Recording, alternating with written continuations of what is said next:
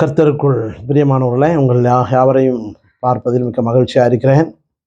இந்த நாளிலும் அநேகருடைய இயக்கங்கள் தேவன் நம்மை எப்பொழுது ஆசீர்வதிப்பார். ஆனால் வேதம் என்ன சொல்கிறது என்றால், அதற்கு முன்பாக ஒரு சிறிய ஜெபத்தை பண்ணுவோம். நல்ல பிதாவே, நன்றியோடு தூக்கிறப்பா சோதிக்கிறோம். அருமையான செய்தியை கேட்க வந்திருக்கிற ஒவ்வொருவரோடும் உடைய கரம் கூட இருக்கட்டுங்க. தாவே, உடைய செய்தியானதை கேட்டு அதன்படி நடந்து தேவனை ஆசீர்வாதங்களை பெற்றுக்கொள்ள கிருபை செய்யும்படியாய் அன்பானவர் இயேசு கிறிஸ்து மூலமாய் இந்த விண்ணப்பங்களை எடுக்கிறோம் சொன்ன இந்த நல்ல பிதாவே, ஆமென். அன்பானவர்களே, எல்லோருக்கும் ஒரே தாகம், ஒரு ஏக்கம், எங்களுக்கு நன்மை வராதா என்று வேதம் சொல்லுகிறது. ஏசாயாவின் புஸ்தகம் 3ஆம் அதிகாரம் 10ஆம் வசனம், உங்களுக்கு நன்மை உண்டாகும் என்று நீதிமான்களுக்கு சொல்லுங்கள், அவர்கள் தங்கள் கிரியைகளின் பலனை அனுபவிப்பார்கள். அன்பானவர்களே, நீங்கள் நீதியாய் நடக்கும் பொழுது உங்களுக்கு நன்மை வரும்.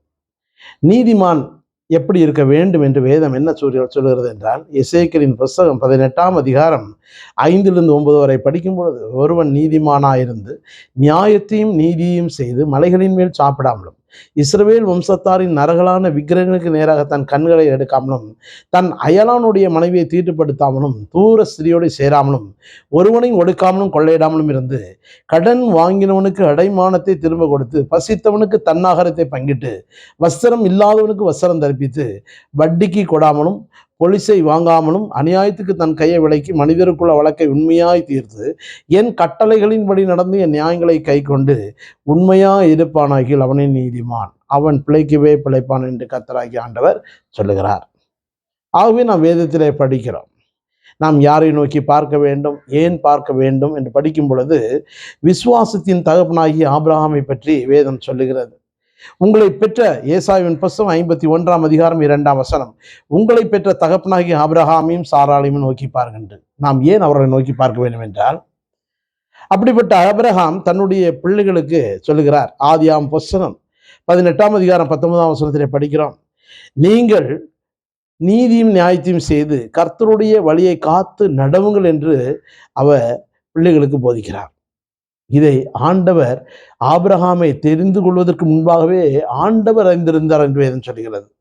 ஆகவே நாம் நீதியும் நியாயத்தையும், தேவனுடைய கட்டளைகள் கற்பனைகள் எல்லா நியாயங்களை கை கொள்ளும் பொழுதுதான் நாம் தேவனோடு கூட நாம் ஒப்புரவாக முடியும். ஏனென்றால் எப்படிப்பட்ட ஒரு உறவு இருக்க வேண்டும், எப்படிப்பட்ட உணவை நாம் சாப்பிட வேண்டும் என்று வேதத்தில் நீங்கள் நிச்சயமாக படிக்க வேண்டும். லேவியராகமம் புஸ்தகம் 11ஆம் அதிகாரத்திலிருந்து 26ஆம் அதிகாரம் வரை படிக்கும் பொழுது உங்களுக்கு அந்த உறவு முறை உணவு முறைகளை பற்றி கற்றுக் கொடுக்கிறது. ஆகவேதான் வேதம் சொல்லுகிறது. நீங்கள் ஏன் என்றால் இன்றைக்கு அநேகர் அதை பற்றி கற்றுக் கொடுப்பதில்லை.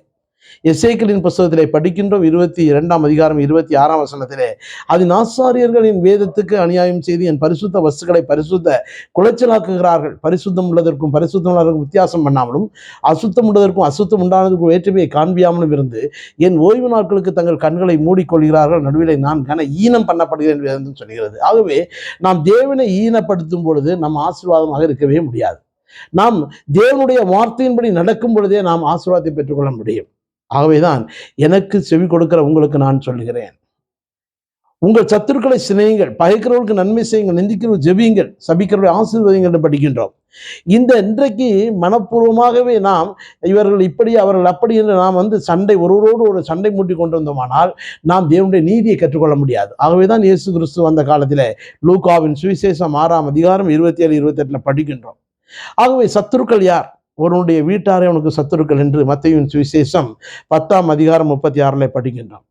அடுத்து உங்கள் நிந்திக்கிறவர்களுக்கு ஜெபியுங்கள், சபிக்கிறவர்களை ஆசீர்வதியுங்கள் என்று வேதத்திலே படிக்கின்றோம். இப்படி செய்யும் பொழுதுதான் நாம் தேவனுடைய ராஜ்யத்தை சொந்தத்துக் கொள்ள முடியும். அது மாத்திரம் அல்ல, உங்கள் சத்துருக்களை சிநேகியுங்கள் என்று சொல்லும் பொழுது அதில் ஒரு பெரிய ரகசியம் இருக்கிறது. உன்னில் மீதியாக இருப்பவர் நன்மை அடைவார்கள், தீங்கின் காலத்தில் நெருக்கத்தின் காலத்தில் நான் உனக்காக என் சத்துருவுக்கு எதிர்பட்டு உனக்கு சகாயம் செய்வேன் என்று மெய்யாகவே உங்களுக்கு சொல்கிறேன் என்று எரேமியாவின் புஸ்தகம் 15ஆம் அதிகாரம் 11ஆம் வசனத்தில் படிக்கின்றோம். மீதியானவர்கள் யார் என்று படிக்கும் பொழுது செப்பனியாவின் புஸ்தகம் 3:13 படிக்கின்றோம், உன்னில் மீதியாக இருப்பவர் நன்மை அடைவார்கள், தீங்கின் காலத்தில் நெருக்கத்தின் காலத்தில் நான் உனக்காக உன் சத்துருவுக்கு எதிர்பட்டு உனக்கு சகாயம் செய்வேன் என்று சொன்ன அந்த தேவன், உன்னில் மீதியாக இருப்பவர்கள் அவர்கள் பொய் பேசுவதில்லை, அவருடைய வஞ்சகராக அவர்கள் காணப்படுவதில் என்று வேதத்தில் நாம் படிக்கின்றோம். செப்பனியா 3:18 படிக்கின்றோம். ஆகவே அன்பானவர்களே, நாம் ஒவ்வொரு நாளும் அந்த வேதத்தை தியானிக்க வேண்டும். எப்பொழுதெல்லாம் என்றால் உபாகம புஸ்தகத்தில் படிக்கின்றோம், 6ஆம் அதிகாரத்தில் 5, 6, 7, 8 படிக்கின்றோம். நீ உன் தேவனாகிய கர்த்தரிடத்தில் உன் முழு இருதயத்தோடும் உன் முழு ஆத்மாவோடும் உன் முழு பலத்தோடும் அன்பு கூறுவாயாக. இன்று நாம் கட்டளையிடுகிற இந்த வார்த்தைகள் உன் இருதயத்தில் இருக்க கடவுள். நீ அவைகளை உன் பிள்ளைகளுக்கு கருத்தாய் போதித்து, நீ உன் வீட்டில் இருக்கும் பொழுதும், நீ நடக்கும் போதும், படுக்கும் போதும், எந்திரிக்கும் போதும் அவரை குறித்து, அவருடைய வார்த்தைகளை குறித்து நாம் தியானிக்க வேண்டும் என்று வேதம் சொல்கிறது. அது மட்டுமல்ல, முழு இருதயத்தோடு ஜெபிக்க நாம் என்ன செய்ய வேண்டும்? அவரை அன்பு கூற வேண்டும் என்றால் நம்மிடத்தில் வேற எந்த விதமான அன்பும் இருக்கவே கூடாது. ஏனென்றால் என்னை காட்டிலும் அதிகமான அன்பு தாயிடத்திலோ தகப்பனிடத்திலோ மனைவிடத்தில் வைத்தால் நீ எனக்கு பாத்திரம் அல்ல என்று சொல்கிறார் ஆண்டவர். அன்பானவர்களே, நாம் எப்படிப்பட்டவர்களாய் காணப்பட வேண்டும்? மத்தேயு 19 நாம் 28, 29, 30 படிக்கும் பொழுது இதே தான் சொல்லுகிறது.